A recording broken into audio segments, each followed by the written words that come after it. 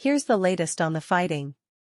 Israel's defense minister ordered a complete siege of the long-blockaded Gaza Strip on Monday, as its forces battled Palestinian assailants in border towns for a third day and launched retaliatory strikes that hit a mosque and a marketplace in Gaza. Defense Minister Yoav Gallant said that no electricity, no food, no water, no fuel would be allowed into Gaza, in effect trying to cut off the crowded coastal territory already under a 16-year blockade.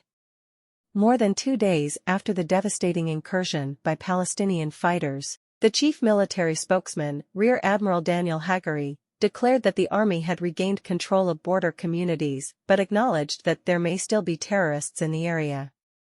And Lieutenant Colonel Richard Hecht of the Israel Defense Forces acknowledged in a briefing on Monday that the fighting was ongoing, saying, "We thought by this morning we'd be in a better place."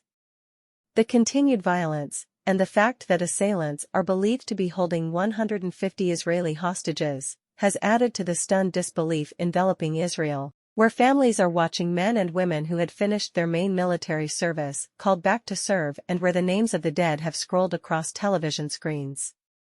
More than 700 people have been killed in Israel and nearly 2,400 wounded.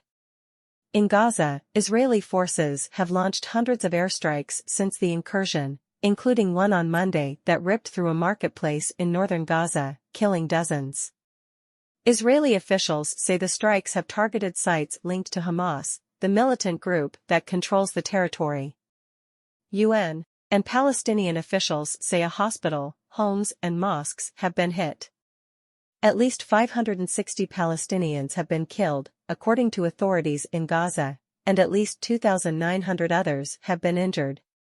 As Israel mobilized 300,000 reservists, it sent troops and tanks to the south to prepare for what military officials said would be the next stage of the war, which analysts said could involve a ground invasion of Gaza. But such an operation seemed unlikely to begin until Israel secures its own territory, and its timing and scale remained unclear because Hamas and other fighters are holding so many Israelis hostage. Here's what else to know. Hamas's armed wing, the Al-Qassam Brigades, said that 4 Israelis being held by the gunmen were killed in an Israeli bombardment overnight, along with the Palestinians holding them captive.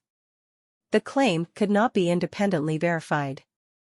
The White House said it had confirmed the deaths of 9 Americans in the attack by Hamas and that other Americans remain unaccounted for. A number of other foreign nationals also have been confirmed dead or missing.